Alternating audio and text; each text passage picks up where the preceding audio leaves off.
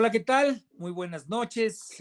Bienvenidos aquí a Radio 13 Digital y bienvenidos a Mesa Horizontal, donde todos tenemos algo que decir.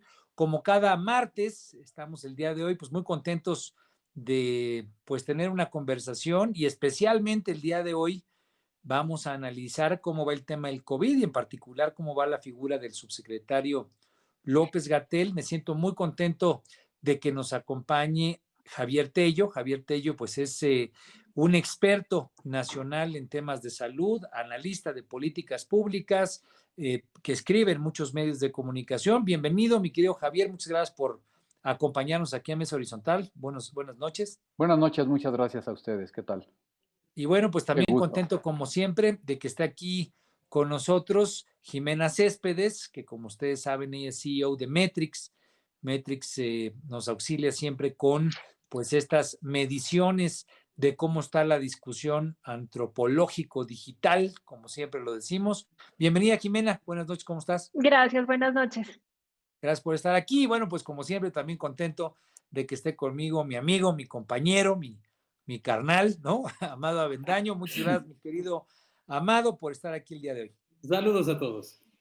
Bueno, pues, si les parece bien, arranquemos. Jimen, ustedes en Metrix hicieron pues un análisis, me parece que interesante, que va a servir de base para la discusión del día de hoy, y se enfocaron en la figura del subsecretario López-Gatell, un poco para tratar de identificar cómo ha estado la discusión, la conversación, el diálogo en medios digitales, pues alrededor del tema del COVID, tomándolo él como una figura central, que lo ha sido sin duda alguna, polémica y tal vez cada día más polémica alrededor de sus planteamientos, sus decisiones, sus propuestas. ¿Qué fue lo que encontraron en Metrix en este estudio? Gracias, Armando. Como lo hemos venido haciendo, lo que nosotros trabajamos es en entender el comportamiento digital frente a los temas que nos interesan. Uno de los temas que siempre hemos venido midiendo desde enero fue el tema de COVID. Y digamos que durante todo el tiempo que lo hemos medido, siempre la figura central desde marzo había sido López-Gatell. Y como hemos venido analizando la percepción del presidente a lo largo de todo su mandato, de algunos gobernadores y de algunas figuras públicas, esta vez decidimos centrarnos en López-Gatell por una razón. Desde hace 2 semanas comenzó una campaña en su contra pidiéndole que renunciara, que los datos no eran correctos por el tema de las muertes. Entonces queríamos ver si realmente la opinión pública está pensando eso o no. Y lo que hicimos fue dividirlo en 3 momentos. Un momento que fue antes de la declaración de la OMS de pandemia, o sea, desde que empezó el 29 de febrero hasta el 11 de marzo aproximadamente, que ahí era un desconocido, pero un desconocido que comenzó todo el mundo a encontrarse con él todas las noches. Después, desde el momento de declaración de pandemia hasta que el presidente declaró la nueva normalidad, que esto fue a principios de junio y de junio a la fecha. Y lo que hemos encontrado en estos 3 momentos es que al comienzo era desconocido, pero la gente dudaba bastante de él, entonces tenía una actitud 50-50, negativa y positiva.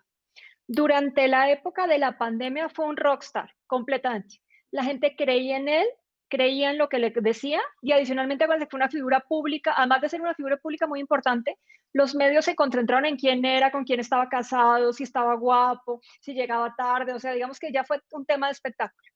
De junio para la fecha que fue la nueva normalidad, hay 3 cosas que le están criticando mucho y llegó a tener, y ahorita tiene unos negativos igual que al comienzo, 50-50. O sea, tiene muy buena popularidad, pero también ya comienzan a aumentar los negativos, parte por el desgaste y parte también porque siempre dijo que íbamos a llegar al siguiente número y al siguiente número y al siguiente número, y la gente los que se queja es que no hemos llegado a ese famoso número en donde va a bajar la curva. O sea, ha perdido credibilidad, ha perdido, digamos, el tracking que traía de Rockstar, como dices tú, precisamente porque planteaba cifras y yo me acuerdo muy bien planteando que iban a ser 4,300 muertos, después 8,000, después se fue a 30,000, después a 60,000 y bueno, hoy difícilmente alguien le podría creer la proyección que nos diera. Pero a ver, mi querido Javier, tú le has estado dando seguimiento como experto en políticas de salud. ¿Cuál es tu apreciación, digamos, respecto a la figura de López-Gatell en este contexto que sé que va mucho más allá de él, pero vamos a aprovechar, digamos, esta primera aproximación que nos está haciendo Jimena? Bueno, antes que nada, lo que llama la atención es precisamente lo que dice Jimena. Antes de COVID no existía prácticamente en la opinión pública. Y entonces es aquí donde tenemos que analizar un fenómeno muy curioso. Hugo López-Gatell no debió haber estado nunca metido en esta discusión. Esta discusión le correspondía al Consejo de Salubridad General. Es decir, de acuerdo a mandato constitucional en el artículo 73, en la fracción cuarta, el Congreso establece qué es lo que debe hacer el Consejo de Salubridad General. Y el Consejo de Salubridad General, cuyo secretario, ¿sí?, es quien se encarga de esto, el doctor Ignacio Santos Preciado, es el que debió haber convocado para que el Consejo de Salubridad General, que manda el presidente y está sentado el secretario de Salud, el doctor Jorge Alcocer, y representantes de los estados, deberían haber generado los mandatos de aplicación nacional. Si alguna persona debimos haber visto ahí todos los días, era al doctor Ignacio Santos Preciado, no al doctor Hugo López-Gatell. El doctor Hugo López-Gatell está ahí porque por una afinidad que tiene precisamente con el secretario de Salud y porque era una recomendación que le dieron al presidente de la República. Entonces, nosotros no sabíamos lo que hacía el doctor Hugo López-Gatell y el doctor López-Gatell seguiría haciendo lo que estaba haciendo en la Secretaría de Salud, en su subsecretaría, pues, pero finalmente lo pusieron ahí y es cuando empezamos nosotros a verlo. A este punto, yo personalmente, el día uno que lo vi ahí, me congratulé por un fenómeno. En el momento en que yo vi que el gobierno de la República no se haría cargo el presidente mismo de comentar, sino que iban a poner a un científico y un experto al mando. Eso fue el día uno. ¿Sí? Creo que para las semanas siguientes empezábamos a tener nosotros sospechas de que algo no estaba funcionando bien en esa mecánica, sobre todo porque no sé si recuerdan que se dieron una serie de conferencias por ahí como a finales del mes de febrero y luego desaparecieron hasta que comenzaron a institucionalizarse más.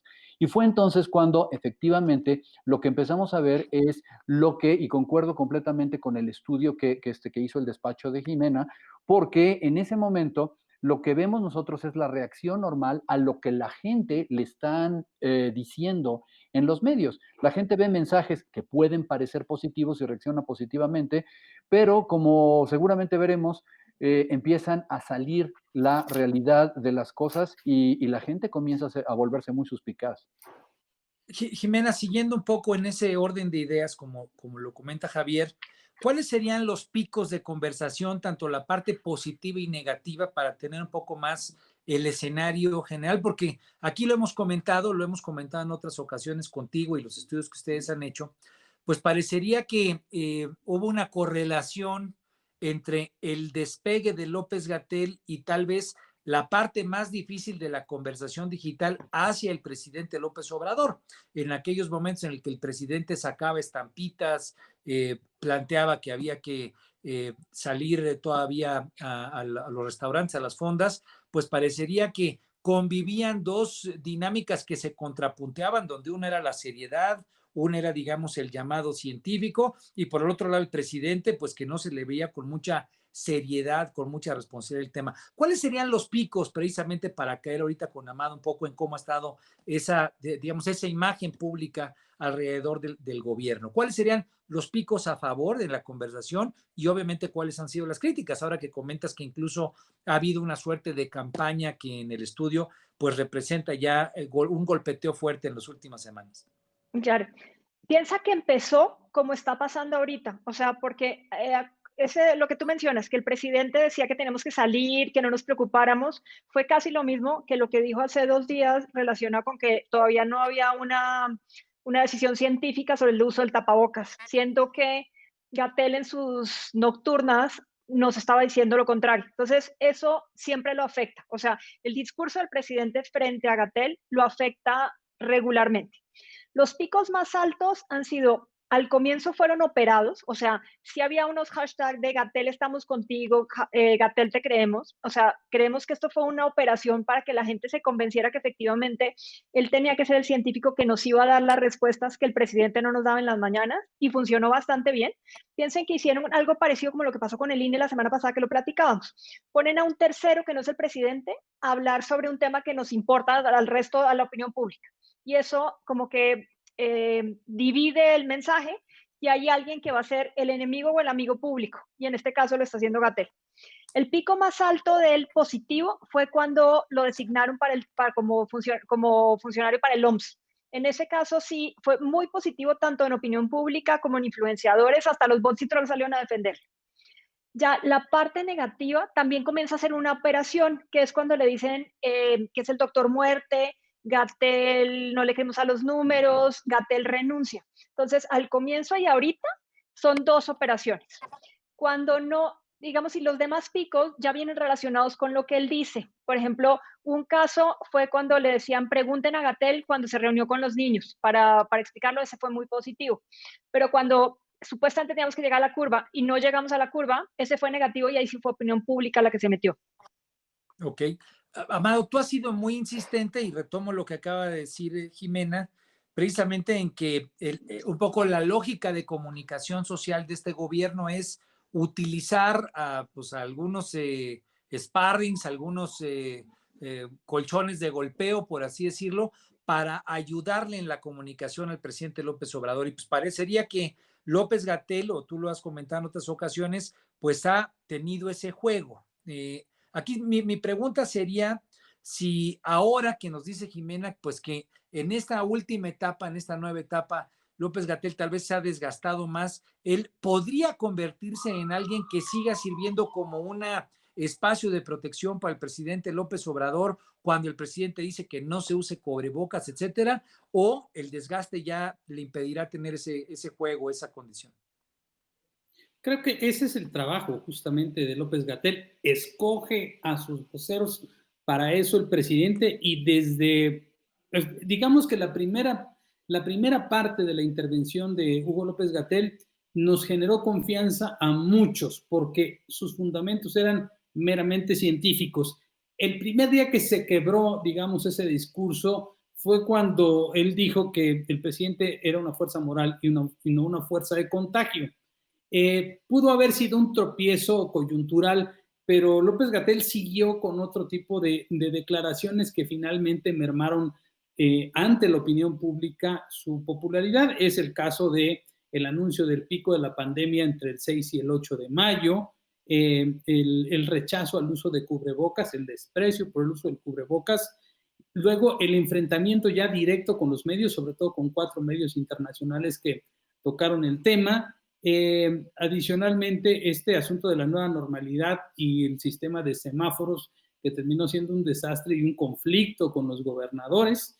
Y adicionalmente, ahora, pues que ha retomado este discurso de la comorbilidad, es decir, de que la gente se muere no solo por COVID, sino por el consumo de alimentos procesados y por refrescos. Incluso él acuñó este término de el veneno embotellado. Entonces, me parece que sí hay una estrategia en la que Hugo López-Gatell está inmerso, está de acuerdo, está impulsando desde el punto de vista comunicacional para posicionar algunos temas que no tienen que ver necesariamente con las cuestiones sanitarias, sino más bien un discurso político, ¿no?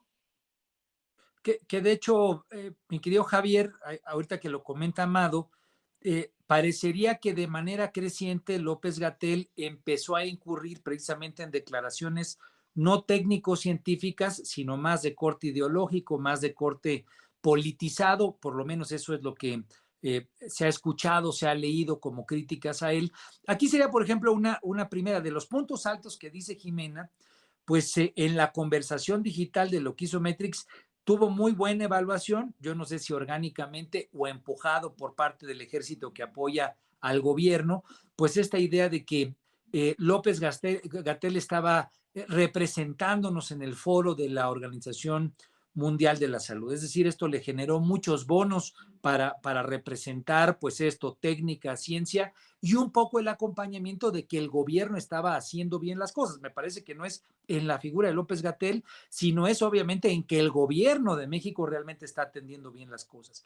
Si aterrizamos eso, digamos, un poco desde la perspectiva del día con día, tú has escrito mucho pues, respecto a los costos de la pandemia. Es correcto. ¿Tú qué opinas? ¿Tú qué opinas de eso? Bueno, básicamente como mensaje creo que le salió maravillosamente porque como bien dices, y seguramente Jimena estará de acuerdo, el mensaje era doble y le salió un éxito doble. El primero decir, saben que este señor al que tanto están atacando y que habla y que lo ven todos los días, miren cómo lo están reconociendo en la OMS. Aunque no fuera así, aunque al final los que sabemos que ni lo estaban solicitando ni lo estaban haciendo, sino que iba a formar parte de un panel en el cual estaría ahí, y seguramente que por la posición que él tenía como subsecretario, era que lo estaban poniendo a consideración, y de paso colgarse la medalla de miren qué bien están saliendo, sobre todo cuando el mismo Hugo López-Gatell dijo, es un reconocimiento a México, etcétera, ¿sí? Eso por un lado. Lo que yo quisiera ver aquí es la apreciación general del trabajo. Es decir, si en este momento nos dicen a nosotros que tenemos quién sabe qué porcentaje, un alto porcentaje de camas disponibles y que la curva se ha aplanado, etcétera, y lo consideramos como un éxito, por el otro lado lo que tenemos que ver es qué está sucediendo con más de 43,000 o 44,000 defunciones. ¿Cuál era el propósito del doctor Hugo López-Gatell al hacer, como él dice, extender la epidemia, que durara más tiempo? Bueno, era que no se saturaran los hospitales. Y si no queríamos que no se saturaran los hospitales, seguramente era porque el objetivo era salvar vidas. Más de 40 y tantos mil muertos después, creo que el objetivo no se ha logrado. ¿De qué me sirve entonces tener 4 meses y medio de una epidemia que no termina, cuando en Europa ya terminaron en 2 meses y medio la suya, ¿no? Sí, digamos, sería muy claro que el indicador o la evaluación, pues no es precisamente la correcta. Ahí pasaría con Jimena este hashtag o esta discusión de doctor muerte que tú comentabas y que tiene un pico muy elevado. Mi duda sería si esto es algo que está empujado, articulado de manera artificial, es decir, hay un equipo que claramente lo establece como una estrategia, o esto es algo que de pronto se siembra y la gente, el ánimo, la discusión, sí lo cacha y lo reproduce precisamente porque le está pegando ya lo que dice Javier, empieza a percibir que el número de muertos se incrementa, que no se logran las tasas. ¿Eso cómo lo ves? Hay una combinación de hartazgo, porque te juro que todos los mexicanos en las noches ven el noticiero para ver cuántas muertes hay, o lo reciben en WhatsApp, o se lo van para Facebook y lo buscan. O sea, esa sí es una búsqueda diaria. Y entonces, entre los mensajes que va diciendo la gente de por qué no hemos llegado, sigue habiendo muertos, ahora hay muchos mensajes de murió mi abuela, murió mi mamá, murió, o sea, incluso de influenciadores que lo están poniendo a través de sus cuentas de redes sociales. Entonces, eso va aumentando el volumen de la conversación. Pero cuando llegamos a los 43,000, o sea, pasamos los 43,000, alguien se aprovecha del tema, sube una tendencia, e incluso seguramente vieron algunos de nuestro auditorio el meme de nos faltan 43, o sea, no, se subieron a una tendencia desde antes del tema de Yotinapa, y esa se volvió, digamos que, como el inicio de la campaña en contra. Entonces, digamos que hay una combinación de la gente que sí está preocupada por lo que está pasando, con un movimiento inorgánico que se aprovecha de esa tendencia y a partir de ahí se vuelve opinión pública y la opinión pública lo sigue retomando. Ahora, y Javier, ahí tú has escrito mucho, obviamente sobre varios casos respecto a qué tan bien preparados estábamos, un poquito para ligarlo esto, específicamente en el caso de estas afectaciones, sin duda alguna, Amado lo ha comentado en otras ocasiones, este tema de que ya empiece a ver, pues mucho de le pasó esto a mi mamá, le pasó esto tal, ese impacto en la parte de nuestro sector médico, en la parte de nuestros médicos, de nuestras enfermeras, porque tú inclusive escribiste un editorial muy interesante, muy fuerte, ¿no? En Excelsior, precisamente subrayando que de todos los países, México era uno de los que presentaban de los números más altos en cuanto a muertes de personal médico. ¿Cómo lo sentirías en esa correlación para tener una visión más integral? Mira, siempre va a haber una diferencia de opiniones, y también debo decir que seguramente que muchos de mis colegas, sobre todo los que se encuentran trabajando y que ven pacientes activamente, algunos de ellos siguen de cualquier manera de acuerdo con la misma línea que tiene el gobierno. Lo que te puedo decir desde mi apreciación particular es que la mayor parte de los médicos se encuentra ya completamente harto. O sea, ellos no estaban esperando que estuvieran trabajando como otorrinolaringólogos o como ortopedistas y que de repente los estuvieran reasignando a trabajar en un área COVID, porque así está su condición contractual en el Seguro Social. Ellos en ningún momento quisieron estar haciendo eso y los tienen obligados a trabajar ahí. Encima, lo que tú comentas, que México es uno de los países con una mayor morbimortalidad y con una mayor tasa de letalidad entre profesionales de la salud, que yo no sé en qué parte un camillero o una enfermera firmaron para poderse contagiar y que con ello contagiaran a los miembros de su familia o fallecieran. Es decir, lo que está viendo la gente y lo que está transmitiéndose desde el punto de vista de los profesionales de la salud es que hay un descuido que comenzó con la falta de equipos de protección, con un desconocimiento de las normas de equipo de protección, con un abandono en el caso del Instituto Mexicano del Seguro Social de los directores de los hospitales hacia los residentes, hacia los médicos, ¿no? Entonces, esta parte que es, digamos que muy particular porque afecta solamente a la población, si se viera de una manera más grande, seguramente que tendría una connotación también bastante negativa, ¿no? Al final del día, los profesionales de la salud no están siendo adecuadamente reconocidos ni salarialmente ni con base en el riesgo que están cubriendo.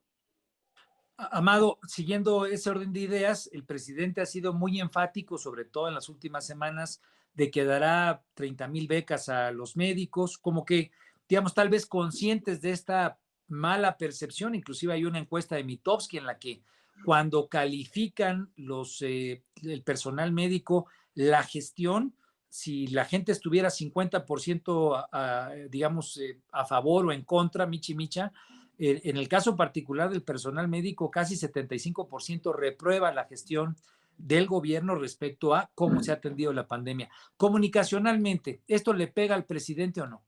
Yo creo que sí, porque hay una solidaridad en la opinión pública hacia el sector médico, no solo por la falta de insumos, por las protestas que ellos mismos han hecho frente a los hospitales, por el seguimiento que los medios le han dado a estas protestas permanentes, el maltrato a ellos por parte del gobierno, por parte hemos visto de los familiares que no entienden las circunstancias y agreden a los médicos, pero también por casos como este de los médicos cubanos que vinieron a México y que, de acuerdo con lo que trascendió, lo que se posicionó en los medios, es que ellos los trataron muy bien, que les aplaudieron, les reconocieron, mientras que a los médicos mexicanos les pagan mal, los desgastan demasiado. Hay mucho personal médico que ha fallecido, que está en situaciones de extrema vulnerabilidad.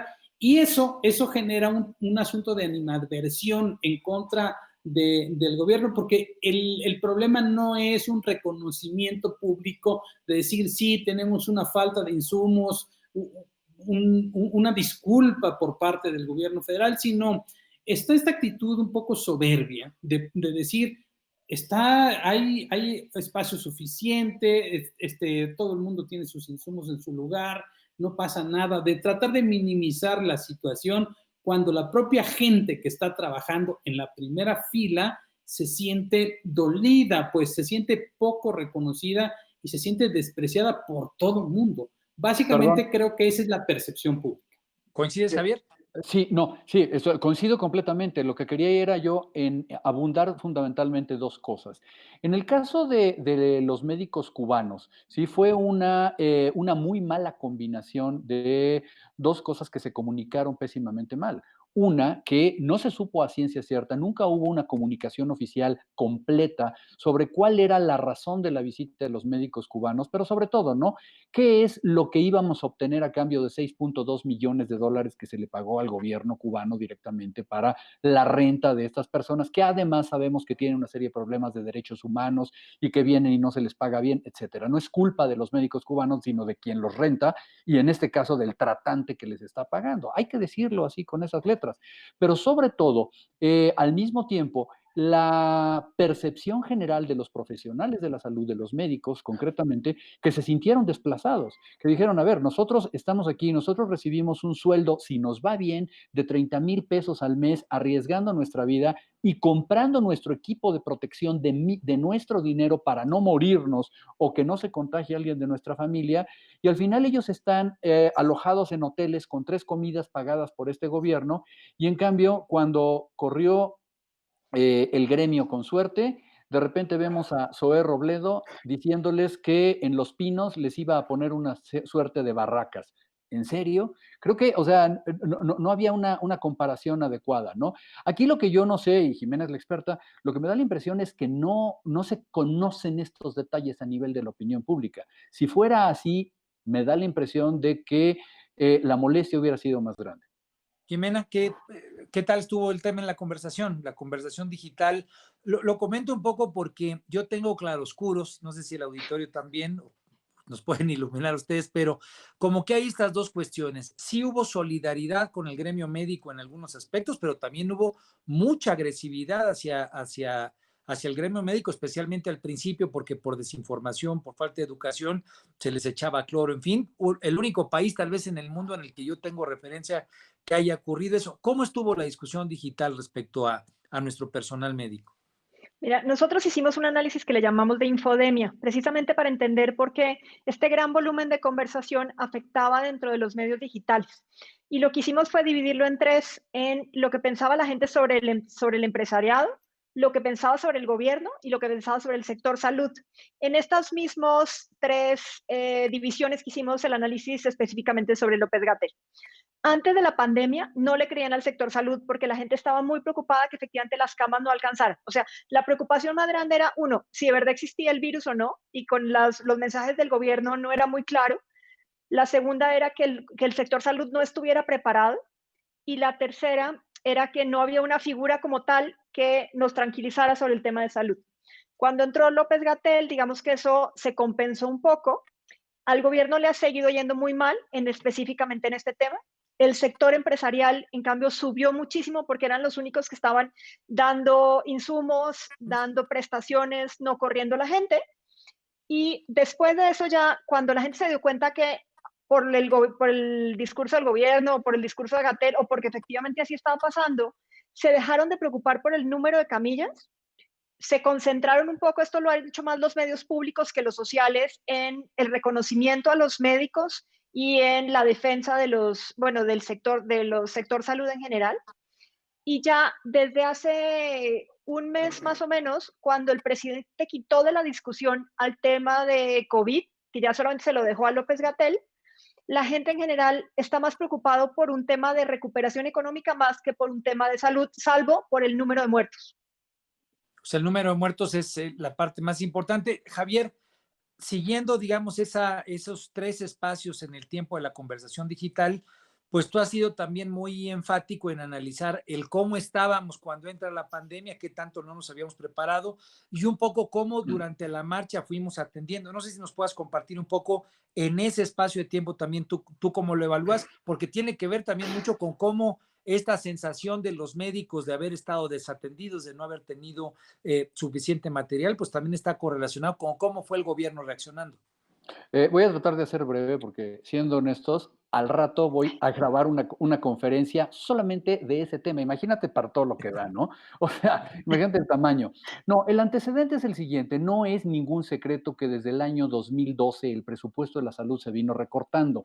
Los dos secretarios de salud del sexenio pasado no hicieron absolutamente nada para defender este presupuesto. Sin embargo, lo que uno hubiera esperado de un gobierno de izquierda es que llegara y dijera, señores, les voy a dar 300 o 400% más de dinero a la salud, y no fue así.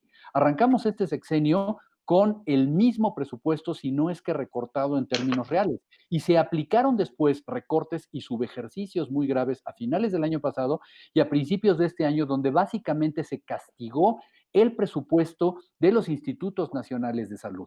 Recuerdan ustedes que en el camino además se desmanteló el sistema de adquisiciones y que fue donde comenzamos nosotros a tener faltantes, una serie de problemas con las licitaciones, se vetaron a proveedores, se vetó el trabajo de distribuidores de medicamentos, siempre argumentando que había corrupción que nunca fue probada. Y al final del día, cuando llegamos al principio de 2020, teníamos un conflicto enorme con la falta de insumos para niños con cáncer. Acabábamos medio de resolver los insumos para pacientes con SIDA y desactivan el seguro popular. Y todavía no nos acabábamos de reponer del conflicto interno que causó entre los pacientes y los desabastos y todos los conflictos que hubo en los institutos nacionales de salud, que ahora les prohibieron cobrar cuotas de recuperación, pero además no les iban a pagar para que atendieran a los pacientes que antes eran de seguro popular. Y por último, las mujeres que, por ejemplo, estaban siendo atendidas en FUCAM y que se quedaron sin la manera de continuar sus tratamientos con el cáncer. Estábamos en esa cuando cae la pandemia. ¿sí? Entonces, con un sistema de salud que no estaba bien y que se fue, digamos, desmantelando en su estructura misma durante los primeros 14 meses o 13 meses de este sexenio, es cuando cae la pandemia. Y sobre eso tenemos que empezar entonces a construir algo para lo que no estábamos planeados. No sabemos qué es lo que ocurrió con el fondo de gastos catastróficos que tenía el Seguro Popular. No sabemos de dónde estaría saliendo el dinero para ir a comprar todos los insumos de los 30 y tantos aviones de una sola línea aérea comercial que ha mandado Marcelo Ebrard a China, por ejemplo, ¿no? No sabemos de dónde pueden salir todo lo que vamos a necesitar los siguientes meses, si no es que años. Y por último, yo no sé, porque al día de hoy no tenemos una sola dosis de vacuna formalmente firmada y asegurada. Tenemos convenios con todo el mundo. Marcelo dice que tenemos el dinero, pero que no nos va a decir ahorita cuándo. Eso fue la semana pasada. Perdón, cuánto dinero. Entonces, realmente hay muchas cosas que no sabemos sobre un sistema que venía mal, pero lo hicieron peor. Digamos un poco, y ahorita vamos a regresar a las vacunas para ver si hay una luz al final del túnel, pero Amado, yo me quedo con la idea de lo que dice Javier, como dicen en mi tierra, éramos muchos y parió la abuela, ¿no? Sí. Entonces, tal vez ahí mi duda sería, el presidente ha buscado mucho en su narrativa, en las mañaneras, tratar de fijar la posición de que todo iba muy bien, pero nos cayó el coronavirus, ¿no? Digamos, un poco tratar de construir la narrativa de que las cosas iban bien. Y recuperando lo que dice Javier, pues venimos de una, digamos, de una decisión de política pública de quitar el Seguro Popular, meter el INSABI, llega el coronavirus y bueno, pues empiezan a ocurrir, digamos, todo este tipo de actos de desnudez de nuestra fragilidad. ¿Qué tanto el presidente ha logrado posicionar esa idea? Pues de que todo lo que ha ocurrido en este momento y tal vez inclusive no solamente en la parte de salud, sino en general, tiene que ver con el coronavirus o realmente no ha tenido esa penetración, ese discurso de que antes todo estaba bien con él y bueno, pues el coronavirus fue el que lo sacó, digamos, de la línea que llevábamos. Es que desde que estaba en campaña el presidente ha sido muy hábil para posicionar algún tipo de frases que le ayudan mucho a justificar sus acciones. Por ejemplo, siempre esta frase nos queda perfectamente clara a la gran mayoría. El Seguro Popular que no era seguro ni era popular. Entonces lo trasladamos al INSABI. Y desde un año antes les dijo a todo el mundo que iban a transitar de un Seguro Popular al INSABI y a la hora que llegaron a transitar a un sistema de salud que no es lo mismo que un instituto, es decir, transformaron el sistema de salud que era el Seguro Popular en un instituto. Pero el asunto es que son cosas distintas y a la hora de embonar, pues no, vimos todo lo que pasó a principios de año, que todavía no tenía absolutamente nada que ver con la pandemia, pero era una crisis de salud muy evidente porque veíamos reportajes en televisión en donde la gente decía, pues el presidente por aquí está diciendo que todo es gratis y miren, aquí están mis facturas, ¿no? Uh-huh. Eso contrastaba mucho con lo que decía el presidente, contrastó todo el tiempo con lo que decía el presidente. Otro dolor de cabeza para el presidente fue la falta de atención a los niños con cáncer que generó una empatía y un movimiento que llegó incluso al Senado de la República, se les dio y se les sigue dando mucha visibilidad a pesar de la pandemia, porque sigue habiendo desabasto. Entonces, cuando viene la pandemia parece que todo eso queda un poco oculto, pero no en beneficio de algo, sino porque la crisis de la pandemia es muchísimo más alta. Y aquí hay unos datos que son muy precisos. Al principio de la pandemia, efectivamente López-Gatell era un rockstar. Le contabilicé a finales de marzo, cuando la semana más visible de López-Gatell, cuando estaba en su pleno apogeo, llegó a tener en 5 días hábiles más de 2.660.000 vistas en YouTube, para compararlo con las del presidente en YouTube, en Gobierno de México, en el canal del Gobierno de México, mientras que el presidente tenía 1 millón de vistas menos que él. Es decir, López-Gatell estaba en su pleno apogeo. Hoy ambos tienen alrededor del 10% de esas vistas contabilizadas al día, es decir, la gente ya se está cansando, o sea, puede que haya un equilibrio en eso, pero la gente se está cansando de ese tipo de discurso. Sí, en esa época hasta galán de telenovela lo querían hacer, pero Tenía club de aquí fans. un poco en esa visión, mi querida Jimena, obviamente la discusión de salud va mucho más allá, como lo hemos escuchado de parte de Javier de Amado, a exclusivamente el COVID. ¿Cómo venía la tendencia de la discusión? O sea, el tema de las medicinas, yo sé que Metex estuvo muy atento. Comentamos aquí cuando se dieron los 2 años este hashtag de yo no soy médico de Beatriz Gutiérrez Müller. ¿Cómo ha sido la evolución de esa sensibilidad de parte de los conversadores digitales en torno al tema de salud?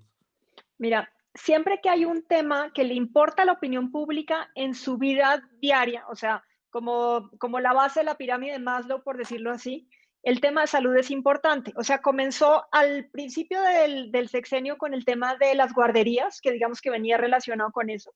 Después siguió con el tema de las medicinas de cáncer. Y si van a ver de los videos más virales que hay de la última semana fue de una niña que tuvieron que llevársela a Suiza porque no había medicinas aquí y que incluso ha sido una discusión dentro de esos medios digitales. Entonces, siempre que existe esa no empatía del gobierno federal, no solamente del presidente, con los usuarios, eso siempre le genera muchísimos negativos y es una queja de opinión pública, no solamente de los influenciadores o de que haya una opinión al respecto. Y el tema de las medicinas, ahorita que comenzaron diciendo que las iban a contratar en el exterior, ya no aquí por el tema de corrupción, eso, aunque la opinión pública todavía no ha entendido muy bien de qué significa, sí comenzó una operación desde la semana pasada para atacar al gobierno federal sobre ese tema. Y ese si logra permear en opinión pública, se volvería a subir un pico muy importante. Lo que sí es importante que es que esto no le afecta a Gatel. O sea, estos temas le afectan al gobierno federal, no le afectan directamente al funcionario que tienen específicamente para el tema de COVID. En eso sí han manejado muy bien la comunicación. Por ejemplo, el tema de los médicos cubanos tampoco le afectaba a Gatel. Los pinos no le afectaron a Gatel. O sea, esas cosas sí lo han permeado diferente. O sea, la pandemia es una cosa y cualquier otro tema relacionado con salud ya lo maneja el gobierno federal. Ahora, es un hecho, Javier, que digamos en toda esta conversación y un poco lo que trata de imprimir el gobierno en su discurso, en su planteamiento, pues cuando decimos que ha tenido un desgaste, pues tiene que ver con qué tanta confianza, qué tanta confiabilidad tiene lo que te va diciendo el gobierno. Ahí aterrizaría tal vez a las cosas básicas, otra vez alrededor de COVID. ¿Qué tan confiable es el gobierno cuando de repente pues, te plantea cifras de números de muertos que no se alcanzan, aplanadas de curva que no existen? Específicamente respecto a número de gente contagiada. Yo me acuerdo que tú y yo lo comentamos cuando salió con este tema Centinela, que de repente pues, te sacaba un número que era totalmente, no sé si los puedas comentar, porque además de todo, creo que tu comentario sobre Centinela es interesante, pero ¿qué tanta confiabilidad hay en las cifras que reporta el gobierno? ¿Qué tanto lo que está planteando el gobierno, número de muertos, ahora ya hay estudios o por lo menos en las redes digitales te empiezan a plantear que por cada muerto son 3? Digo, no quiero citarlos como estudios técnicos, pero ya son parte de la discusión digital. ¿Qué tanto hay confianza en las cifras que nos está presentando el gobierno? Mira, déjame responderte primero. Lo que ocurrió con el modelo Centinela es que de alguna manera se conjuntaron dos cosas. Era el único modelo que teníamos implementado, lo cual era además bastante útil porque digamos que el know-how, el savoir-faire, lo que sabía hacer en ese momento Hugo López-Gatell era influenza.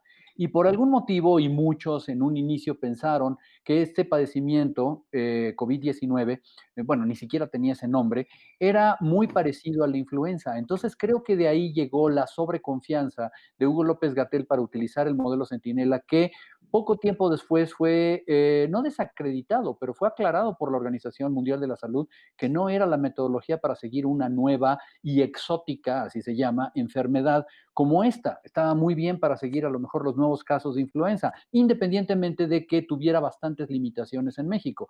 En ese sentido, lo que seguramente pegó más fue a nivel de la confianza, fue el descubrir. Nos encanta en México descubrir cosas que un medio extranjero le saca de repente la verdad. la neta, ¿sí? ¿Saben qué? Estos no son los números en realidad son otros y son más grandes. Y fue donde empezamos nosotros a manejar ya una serie de datos fantasma que sí hay que multiplicarlos por 3, multiplicarlos por 8, multiplicarlos por quién sabe qué cosa, pero la realidad de las cosas es que creo que a este punto la mayor parte de la gente de cierto nivel de análisis entiende que los números que vemos son meramente representativos.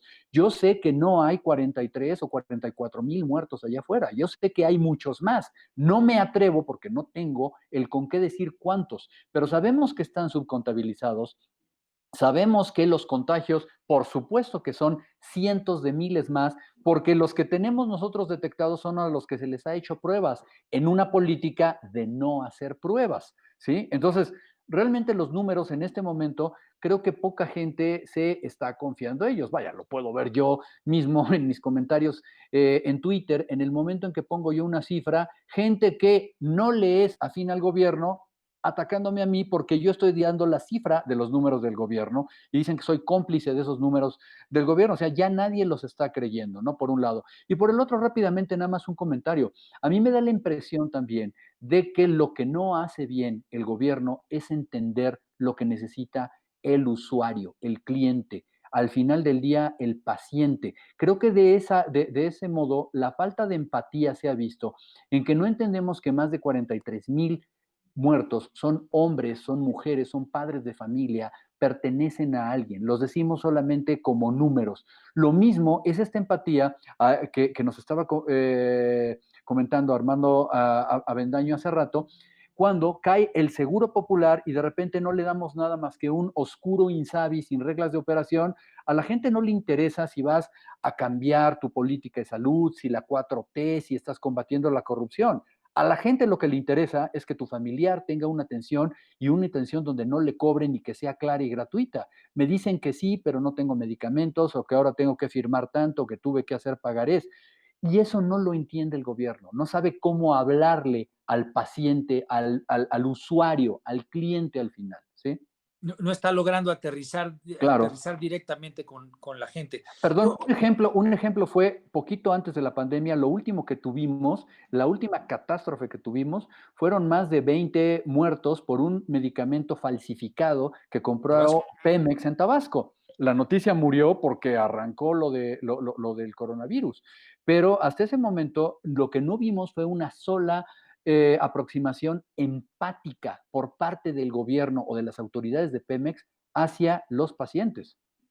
¿Coincides, Amado? ¿Ha faltado empatía en el discurso? ¿Es parte, digamos, de lo que le falta al gobierno? Sin duda, porque fíjate, aquella imagen que vimos no tan lejana del presidente en una foto que filtraron de manera, no sé si torpe o mañosa, pero con Cuauhtémoc Blanco en Morelos, visitando, entre comillas, a un paciente y el presidente sin máscara, obviamente no dieron el contexto, filtraron la fotografía de presidencia y después, o sea, como para generar polémica, y después hablaron de que se trataba de una simulación en donde el presidente iba a un hospital que se iba a inaugurar al día siguiente. Esto pues obviamente tuvo mucha chunga y la comparación con aquellos montajes de la película de Calzón sin Inspector de los años 70 de Arau, en donde todo era un montaje. Entonces,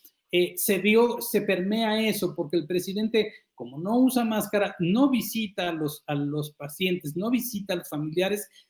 Él es muy cercano a la gente, pero se percibe distante, mediáticamente distante a los familiares y al dolor que se está causando, aun cuando él diga en sus conferencias de prensa o en algunos de sus mensajes públicos que es empático y que las condolencias para quienes han muerto se sienten frías, en los medios se sienten frías, o al menos no han destacado como tales. Ahora, este spin que se ha construido alrededor de 43,000 muertos, ¿tú crees que le va a pegar simbólicamente? Recordemos pues, que ese es un planteamiento que la oposición, Morena, etcétera, durante muchos años estuvo recalcitrante pegándole a Peña Nieto y pues ahí por eso aprovecharon, como decía Jimena. ¿Crees que ese spin le pegue precisamente a esa falta de empatía, vaya, digamos, a generar simbólicamente una imagen de que este gobierno está siendo ausente respecto a entender pues a los muertos, a la gente que está sufriendo la pandemia? Pues mira, yo creo que va a ser coyuntural, porque entre más crezca el número de muertos, que dudo mucho que se queden 43,000, va a aumentar desgraciadamente muchísimos más. Eso puede quedarse, nos faltan, pero va a ir mucho más por encima de eso. Y además el presidente tiene otras maneras de tratar de distraer. Es decir, pasan tantas cosas que nos vamos olvidando cotidianamente de las cosas que van sucediendo.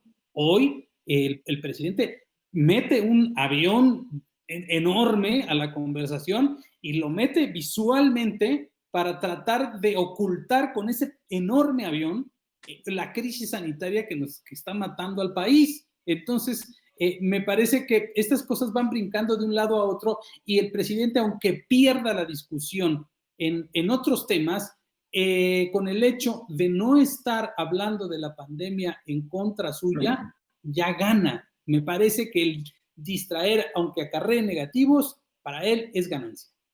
Jimena, retomando esto que hemos escuchado, a la gente, digamos, le ha perdido credibilidad al tema de las cifras que presenta el gobierno. Sería tal vez un dato si tú lo has escuchado en la conversión digital. Y lo segundo es esto que dice Amado. ¿Qué tanto los nuevos temas, sobre todo ahora que ya está el tema de los videoescándalos, en fin, otras cosas, digo, no solamente el avión, qué tanto realmente ha logrado el gobierno pues sacar a la gente de la conversación de COVID y realmente pues ya meterlos en otra dinámica? A ver, hay dos cosas aquí. La primera de ellas es que, y pensando con lo que dijo Amado, el tema de los 43, lo que hemos visto en las mediciones sobre el presidente precisamente ha sido que se han aumentado los negativos, salvo la semana que estuvo con Trump. Todas las siguientes, los positivos no han sido capaces de aumentar lo suficiente como para que haya una nivelación. Y los temas que está poniendo en la agenda efectivamente, digamos que desvían bastante la conversación del COVID, que también yo creo que está bien, o sea, porque si habláramos todo el día de COVID, yo creo que estaríamos todos en un centro psiquiátrico, o sea, porque sí necesitamos otras cosas. Pero, por ejemplo, lo que pasó la semana pasada con Lozoya, con la extradición y todo lo demás, parte de lo que le criticaban, primero, se subieron un montón de influenciadores que hace mucho tiempo no pasaba, primero que permeara que fuera un tema internacional, segundo, que hubiera muchos influenciadores hablando sobre el tema, y la principal queja era que lo que él estaba tratando de hacer era como una cortina de humo de los reales problemas que tenemos en México. Entonces, digamos que eso ya forma parte de la conversación, que ya ha permeado bastante opinión pública. El hecho de que hubieran comenzado con nos faltan 43, acuérdense con el tema de ya me cansé, que era ya me cansé 1, ya me cansé 2, ya me cansé 3, o sea, este sí puede ser un movimiento de defensa o de llamado por el tema de los muertos, que eso sí permea, y adicionalmente sí le está pegando al presidente, o sea, todos los días que haya algo en contra, o sea, aunque él ponga otros temas, sí desgasta, y en la mañanera lo desgasta necesariamente, porque son los temas que él quiere poner, más los temas que está poniendo más la opinión pública, más las críticas que recibe, más la falta de empatía, que efectivamente estoy de acuerdo con Javier, o sea, no existe esa empatía actualmente con la opinión pública, y entonces eso ya le hace que los negativos aumenten diariamente. Y perdón, solamente para agregar una cosa, ahorita que decías, Armando, sobre el spin, dos cosas que llaman la atención de la comunicación. Uno, que nos estemos alejando de los datos duros para empezar a ver otras maneras de medición, etcétera. Y yo lo que veo, tanto en la opinión pública como de los profesionales de la salud, es que nos están cambiando las metodologías cada semana, ¿no? Ahora no lo vamos a ver así porque ya se ve feo. Ahora vamos a verlo de esta otra manera porque ya se ve feo. Saben que esta curva la cambiamos así y se niegan a los números que son los números más fríos. Ya somos la cuarta potencia en exportación de muertes por COVID y vamos a ser el país número 3 en breve. ¿Qué argumento hay contra eso? No, pues entonces empezamos a decir y a hacer y a cambiar, ¿no? Pero todos los días que en la conferencia de las 7 comenzamos a escuchar esos comentarios de ¿y ahora qué gráfica nos van a cambiar? ¿Ahora qué cosa nueva nos van a decir, no? Porque están tratando de darle vueltas a las cosas que realmente son frías y que me da la impresión que la gente ya lo sabe. Bueno, retomaría precisamente eso, mi querido Javier, para precisamente saber ¿qué sigue? ¿Qué debería seguir para evitar este vaivén, digamos, esta falta de claridad? ¿Dónde tendríamos que reubicar la brújula pensando lo que dices tú? Estamos, digamos, en el horizonte de convertirnos en el tercer país con un mayor número de muertos, los contagios continúan. ¿Qué tendríamos que hacer o qué la comunidad científica, técnica y obviamente la sociedad tendríamos que esperar para que hubiera una reconducción del tema? Bueno, básicamente dos cosas. La primera, yo no estoy convencido de que tiene que renunciar Hugo López-Gatell. Lo que se necesita es un golpe de timón y un cambio de política. Pero lo primero que tenemos que hacer es reconocer en dónde nos hemos equivocado. Se necesita un reconocimiento de varias cosas. Uno, necesitamos hacer más pruebas. ¿Para qué? Para estar detectando casos y contagios y que esos contagios sean quienes estén aislados. Dos, tenemos que hacer mandatorio a nivel federal el uso del cubrebocas y para ello necesitamos que el presidente de la República, el doctor López-Gatell, y que todos los actores estén en ese momento transmitiéndole a la población que no hay manera que sigamos viviendo los próximos meses y los próximos años sin el uso de un cubrebocas. Y comenzar a ver de una manera práctica y por detrás de las bambalinas cuál es la manera más fácil de obtener la mejor información en tiempo real, porque creo que estamos dando unos bandazos espectaculares a nivel de la información. No sabemos cuáles son los pacientes que están muriendo o exactamente de qué están muriendo, lo estamos infiriendo. De ahí salió ya el echarle la culpa a quienes son obesos, a quienes son hipertensos o inventar lo del veneno embotellado. Creo que se está ya improvisando demasiado porque realmente la situación se está poniendo cada vez más crítica. Y creo que es un excelente momento para que se sentaran, que organizaran un cuarto de guerra en el gobierno y que realmente empezaran a verlo. Pero sobre todo, que busquen aliados. La comunidad científica independiente o la iniciativa privada les puede ayudar muchísimo a retomar el camino y es algo que me parece que no quieren hacer. Ahora, ahí, Amado, te preguntaría, en términos de comunicación pura y dura, parecería, en efecto, como dice Javier, que la línea de conducción de ellos, pues ha sido precisamente esa, ¿no? Critica el presidente López Obrador la declaración de Arturo Herrera respecto al uso de cubrebocas, digamos, no, lo hace un poco en un contexto entre broma y etcétera, pero termina quedando claro su posición de que no está de acuerdo, o pues ya en varias ocasiones López-Gatell ha tomado este tema de la diabetes y de las enfermedades crónico-degenerativas como una suerte de salida, de excusa ya, más bien para no estar atendiendo. ¿Qué tendría que ocurrir en términos de comunicación, tal cual, específicamente de líneas de comunicación, ya sea para exigirle al presidente y a su gabinete que cambien esa línea o qué podríamos esperar de parte de ellos? Mira, mientras el presidente tenga incentivos, tenga argumentos y justificaciones para no usar cubreboca, para seguir diciendo que vamos aplanando la curva, que ya vamos a salir, no va a pasar nada. Me parece que estos intentos de meter el asunto de los alimentos procesados y los refrescos a la conversación para tratar de echarle la culpa, ya es un intento desesperado de sacar como los últimos argumentos que tienen para mantenerse en la misma línea. En algún momento iremos ascendiendo en estos niveles porque incluso ayer, por ejemplo, se registraron más muertes en México que en Estados Unidos y en Brasil.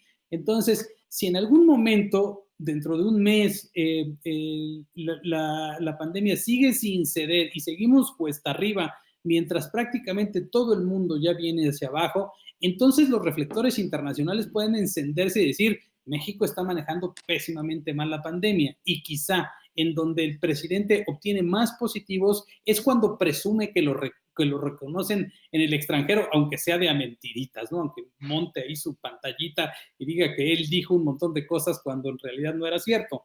En ese momento, cuando reciba la presión internacional o cuando ceda a la presión de los medios que sí le interesa, que sí le influye a la opinión pública en su toma de decisiones, entonces empezar a ver cómo hace una de estas maromas magistrales a decir que no, pues ahora sí, ya es importante que usemos el cubrebocas o la carabina de Ambrosio, va a inventar algo y entonces toda su gente va a cambiar el discurso y entonces va a decir, este era el momento adecuado, vean cómo sí aplanamos la pandemia. O sea, siempre tiene un recurso retórico para justificar sus cambios de discurso en el momento en el que le son adversos, siempre, siempre en la línea del discurso político electoral. Esa es su lógica, y si en ese momento ve que sus bonos político-electorales van bajando, en ese momento va a cambiar.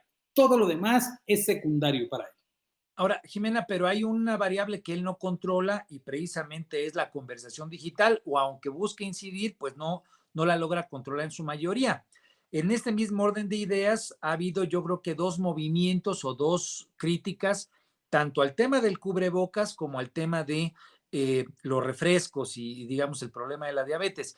Por un lado está este movimiento que dice yo sí uso cubrebocas, o no me acuerdo cómo es el hashtag, pero digamos ya una movilización que parece que lo que quiere es empujar, incluso para forzar al presidente o desnudar que es el presidente quien no utiliza el cubrebocas. Y por otro lado, esta cuestión respecto a los refrescos, en fin, ¿qué tanto crees que vaya a crecer, que esta movilización sociodigital vaya a crecer a grado de tal de poder imponer agenda?